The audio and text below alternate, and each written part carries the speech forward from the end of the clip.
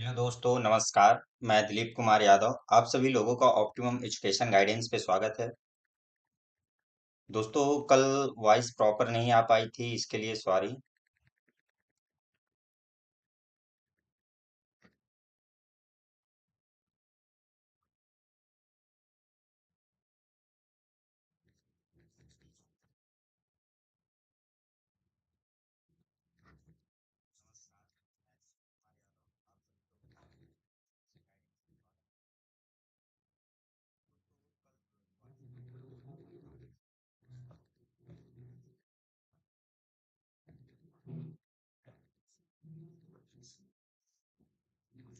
तो कल का हम अभी एक बार फिर से उसको देख लेंगे।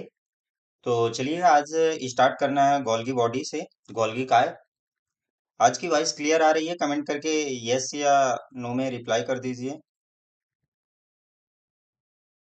या कि मैं ही चेक कर ले रहा हूँ।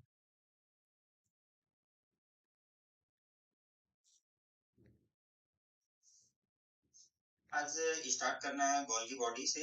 गोल्गी काय। आज की वॉइस क्लियर आ रही है? कमेंट। चलो, वॉइस तो क्लियर आ रही है।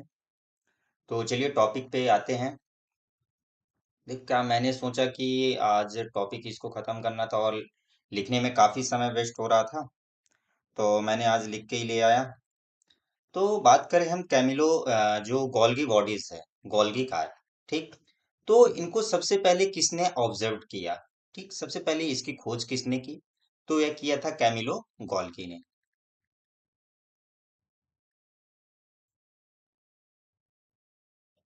कैमिलो गोल्गी ने किया था। कब किया था? 1898 में किया था, 1898 में किया था। ठीक। तो जो ये गोल्गी बॉडी होती है, गोल्गी कार, तो ये क्या होता है कि यानी ये ट्यूबुलर फॉर्म पे, केंद्रक के यानी कि ट्यूबुलर फॉर्म पे होता है, और केंद्रक के समीप स्थित होता है। ठीक। यानी कि ये न्यूक्लियस के समीप स्थित होता है।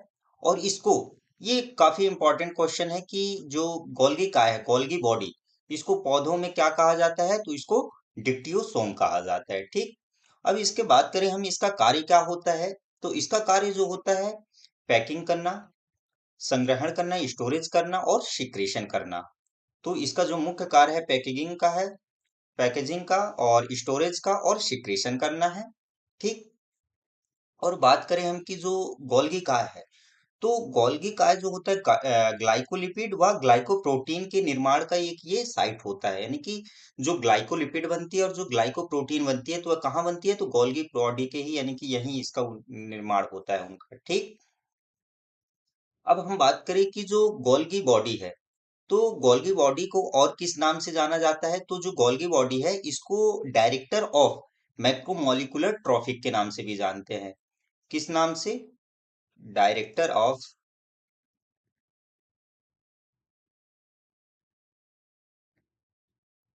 डायरेक्टर ऑफ मैक्रोमोली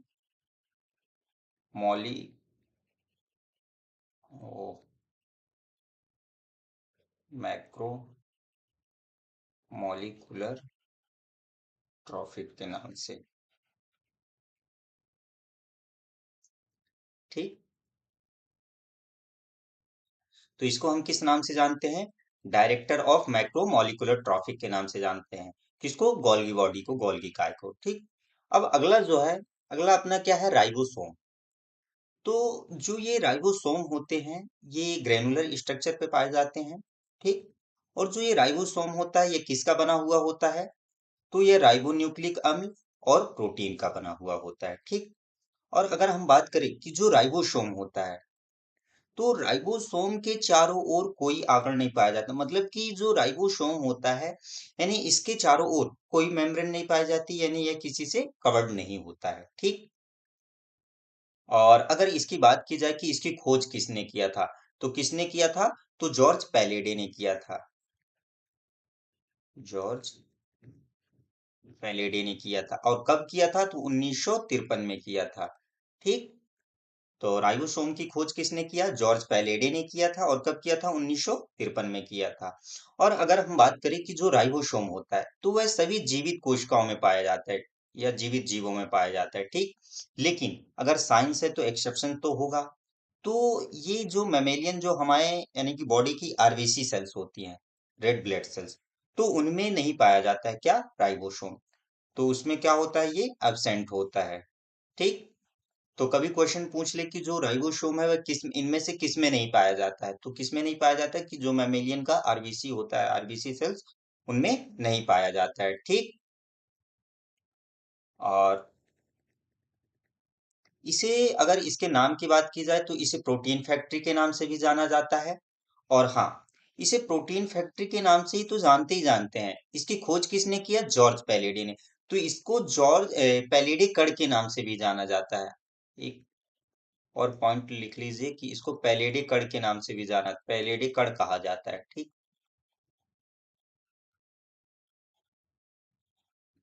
इसको पैलेडी कण कहा जाता है, तो राइबोसोम को पैलेडी कण भी कहा जाता है। ठीक। क्यों, क्योंकि इसकी जो खोज है राइबोसोम की, वह किसने किया था, जॉर्ज पैलेडी ने किया था। देखो मैं बार बार नाम लूंगा तो इससे आप लोगों को भी याद हो जाएगा, है ना। और अगर आप बात करें हम किसकी टाइप्स की, तो राइबोसोम जो होते हैं टू टाइप से होते हैं। कौन कौन से, एक हो गया यूकैरियोटिक राइबोसोम और दूसरा हो गया प्रोकैरियोटिक राइबोसोम। ठीक। तो जो यूकैरियोटिक राइबोसोम होता है वह कितने एस का होता है, वह 18 एस का होता है। और जो प्रोकैरियोटिक राइबोसोम होता है वह 70 एस का होता है। अब ये जो यूकैरियोटिक राइबोसोम है, ये पाया कहाँ जाता है, तो ये यूकैरियोटिक सेल्स की कहाँ पाया जाता है, साइटोप्लाज्म में, कोशिका द्रव्य में पाया जाता है।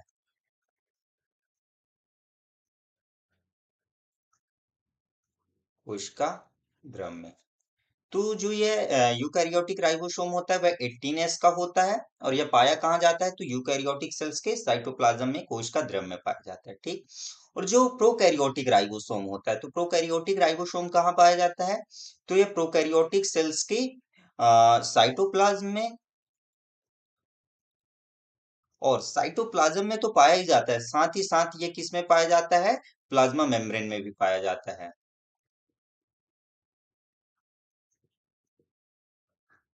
प्लाज्मा मेम्ब्रेन में भी पाया जाता है। ठीक। तो ये रहा राइबोसोम। अब ये जो एस देख रहे होगे कि 70S और 80S है ना, मैंने ये लिखा है। तो ये एस है क्या, तो जो ये एस होता है इसको हम सेडबर्ग यूनिट कहते हैं या सेडिमेंटेशन रेट कहते हैं। ठीक। तो जो ये एस है, ये क्या कहलाती है, स्वेडबर्ग यूनिट, या इसको हम सेडिमेंटेशन रेट कहते हैं। ये मापता क्या है, तो जो ये राइबोसोम के यानी कि उसकी डेंसिटी, और डेंसिटी और उसके साइज को मापता है। ठीक। यानी डेंसिटी और साइज को बताता है। डेंसिटी मतलब घनत्व, साइज मतलब आकार। तो जो ये एस होती है, एस हम किससे दर्शाते हैं एस को, यानी कि यह डेंसिटी और साइज को प्रारूप करता है। ठीक। और एस का क्या होता है कि यानी कि एस जो स्वेडबर्ग थे उन्होंने दिया था, ये तो उन्हीं के नाम से स्वेडबर्ग यूनिट या सेडिमेंटेशन रेट को दर्शाता है। ठीक। अब अगर हम बात करें कि जो राइबोसोम होता है, तो इसमें राइबोसोम जो होते हैं टू टाइप से होते हैं। ठीक। तो राइबोसोम जो होता है टू टाइप से, कौन कौन से, एक हो गया 18S और दूसरा हो गया 70S। तो जो ये होते हैं राइबोसोम, ये टू सब यूनिट से, मतलब कि 18S और 70S से होते हैं। तो जो 80S होता है वह किस किस से, 60S और 40S से मिलता है। और जो 70S बना होता है वह 50S या और 30S से बना हुआ होता है। ठीक। अब जैसे देखो, एक लार्जर होता है और एक स्मॉलर होता है। ठीक। तो एक लार्जर और एक स्मॉलर, तो जो लार्जर होता है वह 18S का, और जो छोटा होता है वह 70S का बना हुआ होता है। ठीक।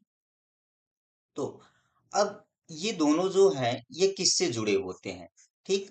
तो इनको जोड़ने के लिए कौन यानी कि जिम्मेदार होता है, तो ये दोनों किससे जुड़े होते हैं, मैग्नीशियम आयन से। तो ये दोनों जो 18S और 70S है, इनकी दोनों जो यूनिट है वह किससे जुड़ी हुई है, मैग्नीशियम आयन से जुड़ी हुई है। ये कभी क्वेश्चन पूछ लेता है कि राइबोसोम की जो इकाइयां होती हैं, यूनिट्स होती हैं, वह किससे जुड़ी हुई होती हैं, तो मैग्नीशियम आयन से जुड़ी हुई होती हैं। अब अगला क्वेश्चन ये भी बन सकता है कि जो इसमें मैग्नीशियम आयन जोड़ता है। तो उसके अगर हम कंसंट्रेशन की बात करें तो कितना कंसंट्रेशन होता है, तो 0.001 मोलर होता है। ठीक, मैग्नीशियम आयन का। ठीक, कितना होता है, 0.001 मोलर होता है। अब अगर हम इसके केमिकल कंपोजिशन की बात करें कि जो इसमें 70s हो गए या 80s 60s जो राइबोसोम के टाइप्स हैं, तो उनमें कितना कितना क्या क्या मिला हुआ होता है, अगर हम इनके केमिकल कंपोजिशन की बात करें तो जो 70s का राइबोसोम होता है उसमें 60% राइबोसोमल आरएनए और 40% प्रोटीन मिला हुआ होता है। ठीक, और जो 18s का होता है तो उसमें 40% राइबोसोमल आरएनए और 16% प्रोटीन्स मिला होता है। देख ये ज्यादा, यानी कि देखना, जो बड़ा हुआ 18s का है उसमें 40% राइबोसोमल आरएनए और 60% प्रोटीन, और जो 60s होता है तो उसमें राइबोसोमल आरएनए और 5s और 5.58 एस का मिला हुआ होता है। जो 40s होता है उसमें आरआरएनए और 18s, और जो 50s है उसमें आरआरएनए 23s और 5s, और जो 30s होता है वह आरआरएनए और 16s से मिलकर के बना हुआ होता है। ठीक, तो ये रहा क्या, राइबोसोम। अगर हम राइबोसोम की बात करें तो जैसे कि देखो इसका मुख्य काम क्या होता है, प्रोटीन संश्लेषण का काम होता है। ठीक, इसका मुख्य काम क्या होता है, प्रोटीन संश्लेषण करना होता है, प्रोटीन सिंथेसिस का। ये क्या हो गया, तो इसका मुख्य काम क्या होता है, प्रोटीन संश्लेषण का, प्रोटीन सिंथेसिस का होता है। ठीक, तो इसको किस नाम से जानते हैं, प्रोटीन फैक्ट्री के नाम से जानते हैं। तो अच्छा, नीचे दिया हुआ है, हाँ। तो ये किस में भाग लेता है, तो ये प्रोटीन संश्लेषण में सहायक होते हैं। और जो राइबोसोम का निर्माण होता है, तो राइबोसोम का निर्माण कहाँ से होता है, तो वह केंद्रिका के द्वारा हुआ होता है। ठीक, न्यूक्लियोलस के द्वारा। कहाँ से होता है, तो राइबोसोम का निर्माण केंद्रिका के द्वारा होता है और ये प्रोटीन संश्लेषण में भाग लेता है। इसी कारण जो राइबोसोम होता है, तो राइबोसोम को प्रोटीन की फैक्ट्री कहा जाता है। एक और नाम से इंजन ऑफ सेल्स के नाम से भी जानते हैं इसको, इंजन ऑफ सेल, ये भी याद रखिएगा। ठीक, इंजन ऑफ सेल्स के नाम से किसको जाना जाता है, तो राइबोसोम को।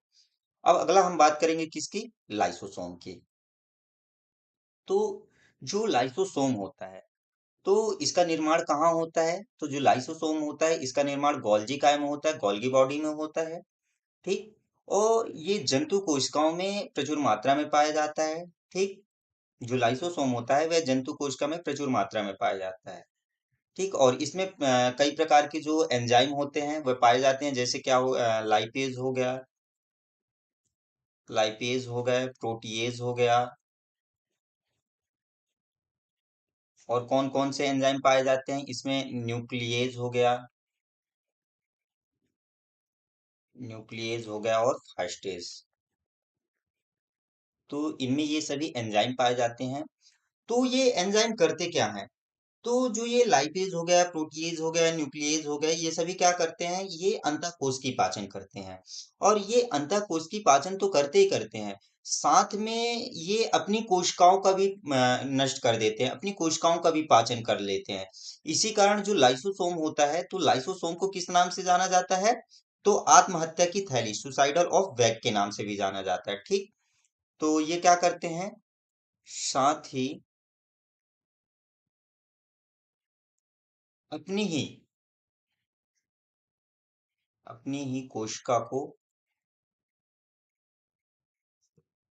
डाइजेस्ट कर देते हैं या कोशिका को नष्ट कर देते हैं। ठीक, नष्ट कर देते हैं, जिससे इन्हें किस नाम से जाना जाता है, आत्महत्या की थैली,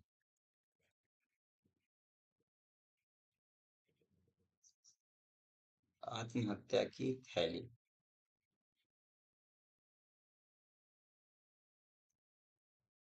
आत्महत्या की थैली के नाम से जानते हैं।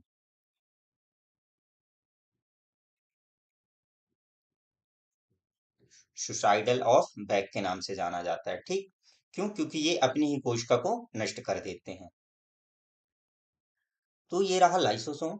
अब अगली बात करेंगे हम किसका, तारक का है या मतलब सेंट्रोसोम या सेंट्रियोल की बात करेंगे। ठीक, तो जो ये सेंट्रियोल होता है, तो ये जो सेंट्रियोल होता है, ये सभी जीवित जंतु यानी कि सभी जंतु कोशिकाओं में पाया जाता है। और निम्न पादपों की कोशिकाओं में यानी कि जो लोअर प्लांट्स होते हैं उनकी सेल्स में पाया जाता है। जो ये हायर प्लांट्स होते हैं तो उनमें नहीं पाया जाता। अब लोअर प्लांट कौन कौन से, जैसे फंजाई हो गया, ब्रायोफाइटा हो गया,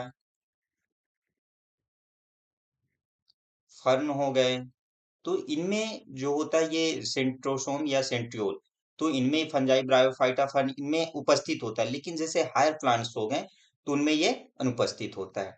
एक और क्वेश्चन था कि जैसे देखो, जो ये लाइसोसोम होता है वह कहाँ पाया जाता है, जंतु कोशिकाओं में पाया जाता है। तो ऐसे ही पादप की, तो पादप कोशिकाओं का लाइसोसोम किसको कहा जाता है, ये बताइए कमेंट करके आप लोग, कि पादप कोशिकाओं का लाइसोसोम किसको कहा जाता है। ये तो जंतुओं का था, है ना। तो देखो, अभी हमने किस पे बात कर रहे थे, सेंट्रोसोम एंड सेंट्रियोल पे। तो जो ये सेंट्रोसोम है, तो कहाँ पाया जाता है, ये जंतु कोशिकाओं में और लोअर प्लांट्स में पाया जाता है। और ये हायर प्लांट में क्या होता है, अनुपस्थित होता है, नहीं पाया जाता है। और जो ये सेंट्रोसोम होता है, तो ये कैसा होता है, यानी कि बेलनाकार, दो बेलनाकार संरचनाओं यानी कि तारक केंद्रों यानी कि सेंट्रियोल से मिलकर के बना होता है। ठीक, और तारक के जब दो यानी कि जोड़े से बनते हैं, तो इन जोड़ों को क्या कहा जाता है, तो तारक केंद्रक के जो सेंट्रियोल होते हैं, तो सेंट्रियोल के जोड़ों को क्या कहा जाता है, डिप्लोसोम कहा जाता है। ठीक, अब जब ये जोड़े होते हैं, ये सेंट्रियोल की जो संरचना होती है वो बैलगाड़ी के पहिए के समान होती है। और बैलगाड़ी के पहिए के समान तो होती होती है। और ये 9 स्पेस में, मतलब जो इनका स्पेस होता है वह कितना होता है, तो 9 की संख्या में होता है। और ये ट्रिपलेट ट्यूबुलिन की बनी हुई संरचना होती है। जैसे 1 2 3, ए बी सी, तो ये जो ट्यूबुलिन, ट्रिपलेट ट्यूबुलिन की बने हुए होते हैं। और कैसी इनकी संरचना होती है, बैलगाड़ी के पहिए के समान। जैसे ये एक हो गया, और इनमें कितने स्पेस होते हैं, तो 9 स्पेस होते हैं, मतलब 9 की संख्या में होते हैं। 2 3 4 5 6 7 8 या 9 ऐसे होते हैं। और यानी कि ये बैलगाड़ी के पहिए के समान ट्रिपलेट ट्रिपलेट पे पाए जाते हैं। और ये ट्रिपलेट किसके बने हुए होते हैं, तो ट्यूबुलिन के बने हुए होते हैं। ठीक, ये मतलब कि जब अपन इसको राउंड ऐसे करेंगे, इस पे सही से स्ट्रक्चर आ नहीं पाया है। तो यानी कि ये बैलगाड़ी के पहिए आप लोगों ने देखे होंगे ना, कि ऐसे ऐसे ऐसे ऐसे ऐसे ऐसे ऐसे बना हुआ होता है। ठीक, तो यानी कि उसी की संरचना में ये पाए जाते हैं, कौन, सेंट्रियोल्स। ठीक, तो उन्हीं की संरचना में जो सेंट्रियोल होते हैं वह 9 की स्पेस यानी कि 9 कतारों में यानी कि 9 संख्याओं में पाए जाते हैं। और कितने, ट्रिपलेट, जो ट्यूबुलिन के बने होते हैं वह कितने होते हैं, ट्रिपलेट, तीन तीन जोड़ों में बने होते हैं। जैसे 1 2 3 1 2 3 ऐसे बने हुए होते हैं। ठीक, अब अगला बात करेंगे हम किसकी, न्यूक्लियस की, केंद्रक की। तो देखो, जो ये केंद्रक होता है, केंद्रक क्या होता है, यानी कि कोशिका का नियंत्रण केंद्र माना जाता है। ठीक, कौन, न्यूक्लियस। और अगर इसकी खोज की बात की जाए, तो जो न्यूक्लियस है, न्यूक्लियस की खोज किसने किया था, तो रॉबर्ट ब्राउन ने किया था। रॉबर्ट ब्राउन ने कब किया था, 1831 में किया था। ठीक, तो इसको कंट्रोलर ऑफ सेल तो कहते ही कहते हैं, साथ में इसको डायरेक्टर ऑफ सेल्स भी कहा जाता है। Director of sales. ठीक, इसको कंट्रोलर ऑफ सेल्स तो कहते ही कहते हैं, यानी कि कोशिका का नियंत्रण केंद्र माना जाता है। और साथ ही साथ इसको डायरेक्टर ऑफ सेल्स भी कहते हैं। और जो न्यूक्लियस होता है, तो न्यूक्लियस में क्रोमोसोम तथा जीन उपस्थित होते हैं। ठीक, ये क्या हो गया। अब अब जो ये केंद्रक होता है, न्यूक्लियस होता है, तो न्यूक्लियस कितने भागों से बनकर मिलकर के बना हुआ होता है, तो ये 4 भागों से मिलकर के बनता है। यह 4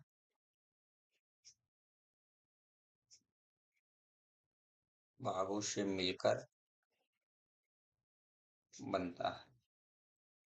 कौन कौन से? पहला हो गया न्यूक्लियर मेम्ब्रेन, न्यूक्लियोप्लाज्म, न्यूक्लियोलस और क्रोमेटिन नेटवर्क। तो ये चार होते हैं। जैसे देखो, जो न्यूक्लियर मेम्ब्रेन होती है सबसे आउटर लेयर होती है, ठीक। ये आउटर लेयर हो गई, और कैसी होती है? डबल मेम्ब्रेन होती है, ठीक। आउटर लेयर हो गई और डबल मेम्ब्रेन होती है।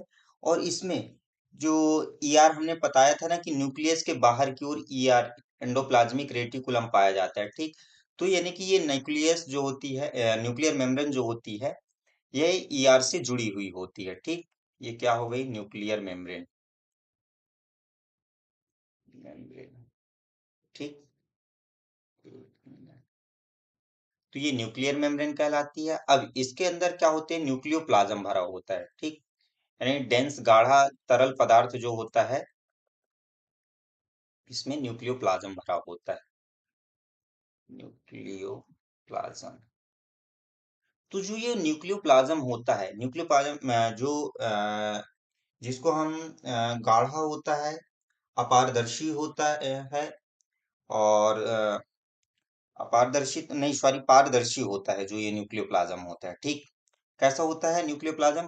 पारदर्शी होता है, गाढ़ा होता है, ठीक। अब हम बात करें कि जो न्यूक्लियोलस, तो जो न्यूक्लियोलस होता है, केंद्रिका, ये बीच में पाया जाता है, ठीक। यानी कि ये एक मेम्ब्रेन की तरह होता है।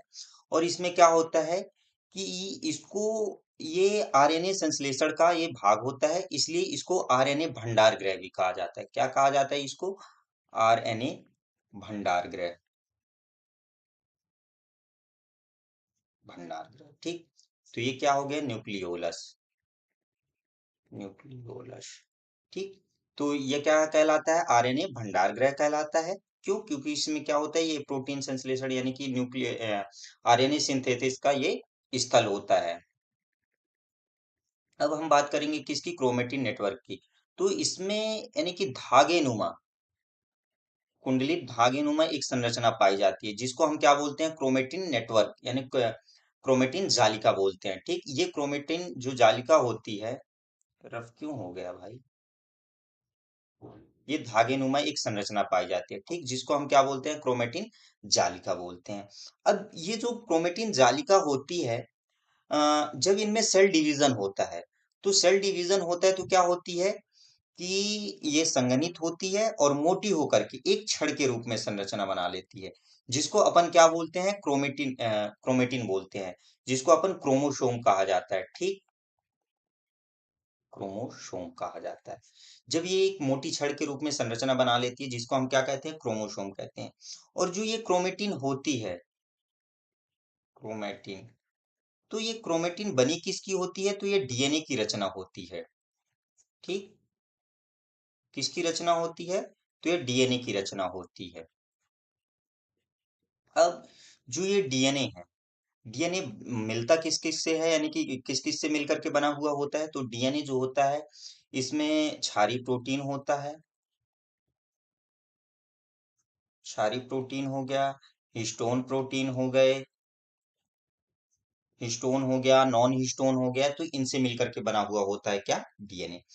तो अपन अपन कल बात करेंगे किसकी? डीएनए की, आरएनए की। अभी अपन कल जो हमने बताया था, तो उसमें वॉइस क्लियर प्रॉपर रूप से नहीं आ रहे थे, तो उसको एक बार हम डिस्कस कर लेते हैं, है ना। एक बार ओरली मैंने समझाए दे रहा हूँ उसको। तो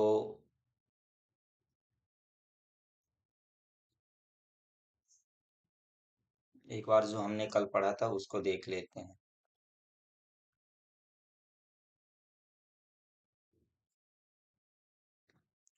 तो देखो, हमने कल प्लास्टिड पढ़ा था, लवक। तो जो ये लवक होता है, यानी कि ये सभी प्लांट सेल्स में और प्लांट सेल्स में पाया जाता है।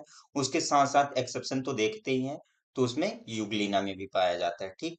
अब जो ये प्लास्टिड होता है, तो इसको सिम्पर ने तीन भागों में डिवाइड किया था। जो सिम्पर, जो प्लास्टिड में पिगमेंट्स पाए जाते हैं, वर्णक, तो उनको सिम्पर ने तीन भागों में डिवाइड किया था। कौन कौन से? एक हो गया क्लोरोप्लास्ट, दूसरा क्रोमोप्लास्ट, दूसरा ल्यूकोप्लास्ट। जो क्लोरोप्लास्ट होता है, जिसको अपन हरित लवक बोलते हैं, इसमें कौन से कलर का पिगमेंट पाया जाता है? तो इसमें हरा कलर का, जिसके कारण पौधों की पत्तियां का जो रंग होता है वह हरा होता है। ठीक, जो क्रोमोप्लास्ट होता है, तो क्रोमोप्लास्ट कैसा होता है, तो इसमें रंगीन कलर पाए जाते हैं, जो अपन पुष्पों में देखते हैं ना कि किसी में रेड है, किसी में येलो है, और कई फल पक जाते हैं। तो फलों में पकने के कारण जैसे टमाटर का रंग लाल हो जाता है, तो वह किसकी वजह से होता है, तो ये क्रोमोप्लास्ट की वजह से होता है। और बात करें हम जो ल्यूकोप्लास्ट, तो ल्यूकोप्लास्ट में यानी कि इसमें कोई सा भी रंग नहीं होता है।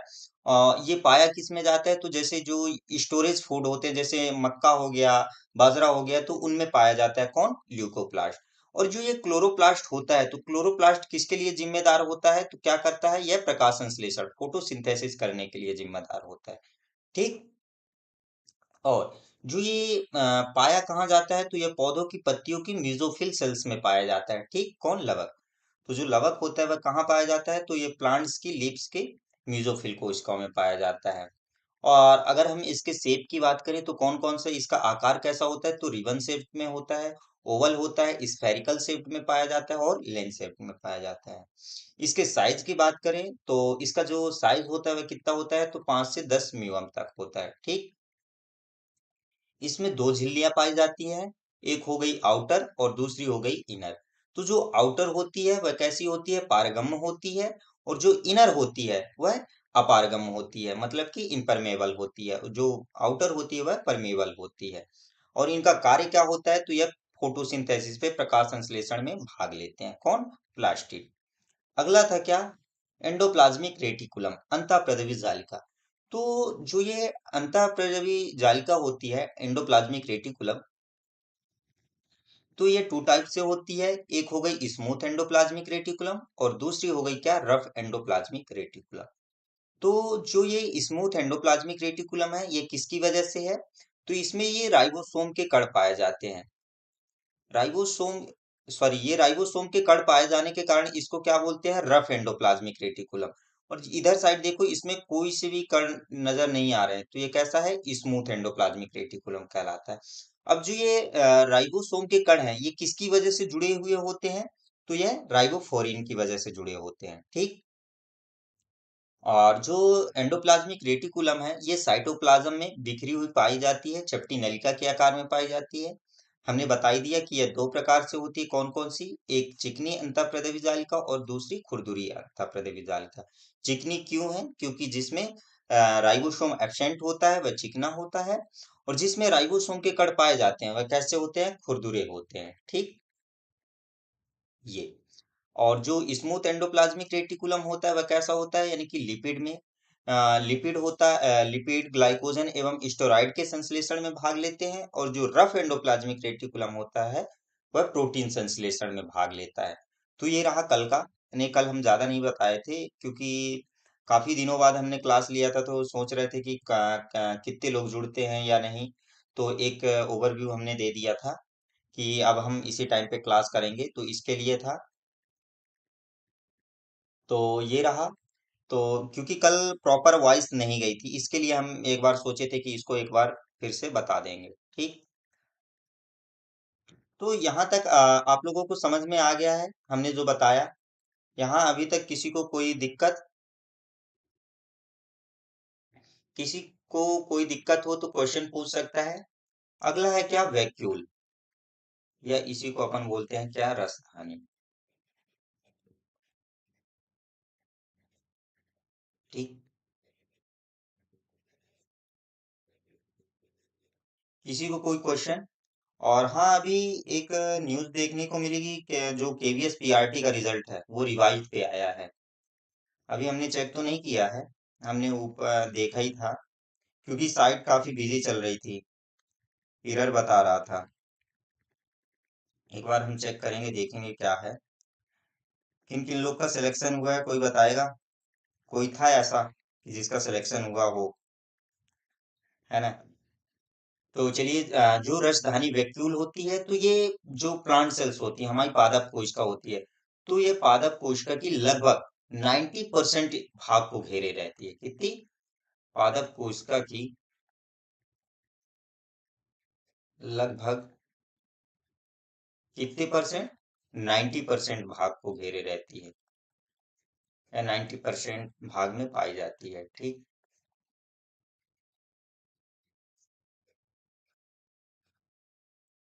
कौन वैक्यूल? अब ये वैक्यूल में पाया क्या जाता है? तो इसमें जो होता है होता है, पानी होता है, अ, और उत्सर्जित कुछ मटेरियल होते हैं, सर्जित उत्सर्जित पदार्थ पाए जाते हैं, ठीक? किसमें? वैक्यूल में पाए जाते हैं, ठीक? हाँ। और अगर ये एक और बात, ये काफी इंपॉर्टेंट क्वेश्चन है कि जो रसधानी होती है, वैक्यूल होती है, अगर यदि ये सिंगल एक लेयर हो तो उसको क्या बोलते हैं? सिंगल मेम्ब्रेन होती है, जब एक झिल्ली से घिरी हुई होती है तो उसको क्या बोलते हैं? जब यह एकल झिल्ली से घिरी रहती है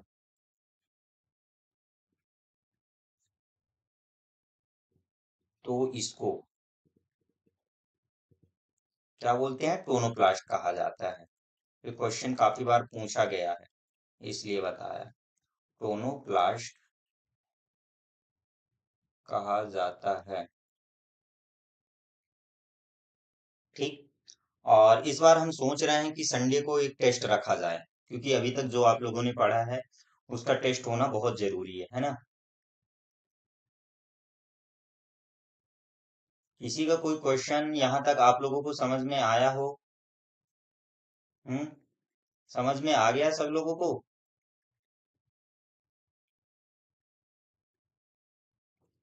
किसी का कोई क्वेश्चन हो तो क्वेश्चन कर सकता है ना? तो देखो, ये वैक्यूल हो गया, यानी कि जब यह एकल झिल्ली से घिरी रहती है तो इसको क्या बोलते हैं? टोनोप्लास्ट बोलते हैं। मैंने आप लोगों से एक क्वेश्चन पूछा पूछा था कि जो लाइसोसोम होता है वह किसमें पाया जाता है? जंतु कोशिकाओं में। तो पादप कोशिका का लाइसोसोम किसको कहा जाता है? किसी ने जवाब नहीं दिया। तो जो पादप कोशिका का लाइसोसोम है, पादप कोशिका का लाइसोसोम किसको कहा जाता है? तो स्फीरोसोम को कहा जाता है, स्फीरोसोम को, ठीक। तो किसको कहा जाता है? तो जो पादप कोशिका का लाइसोसोम होता है वह स्पोरोसोम को कहा जाता है। ये क्या कहता है? ये फैट सिंथेसिस में काम करता है, फैट सिंथेसिस का काम करता है कौन? स्फीरोसोम, ठीक। तो अब अपन कल डिस्कस करेंगे क्या? डीएनए और आरएनए डिस्कस करते हैं, ठीक। तो अगला अपना कल टॉपिक रहेगा क्या? DNA and RNA, deoxy ribonucleic acid और राइबोन्यूक्लिक एसिड। तो आज के लिए बस इतना ही। ज्यादा से ज्यादा लोगों को जोड़िए आप लोग, और देखिए अभी केवीएस रिजल्ट आया है प्रीवियस पे, यानी रिवाइज रिजल्ट भेजा है, तो देखते हैं क्या है रिजल्ट, कितने लोग क्या कैसा भेजा है ना? तो चलिए मिलते हैं कल इसी टाइम पे 8 से 9 जुड़िएगा, क्योंकि देखो आज यानी कि क्लास ज्यादा लॉन्ग ले नहीं पाए हम, क्योंकि थोड़ी रिजल्ट वगैरह भी देखना है अभी, है ना? तो देख लेते हैं। तो चलिए मिलते हैं कल इसी टाइम पे 8 से 9। और हाँ, इसकी जो पीडीएफ है, तो इसकी पीडीएफ के लिए आप जो ये हमारा टेलीग्राम चैनल है इससे जुड़ जाइएगा, ताकि आप लोगों को प्रॉपर पर डे की जो ये हम लिखवा रहे हैं जो नोट्स है ये प्रॉपर रूप से मिल जाएगी। कहाँ आपको? ये पीडीएफ पे, ठीक। तो चलिए मिलते हैं। जय हिंद, जय भारत, धन्यवाद।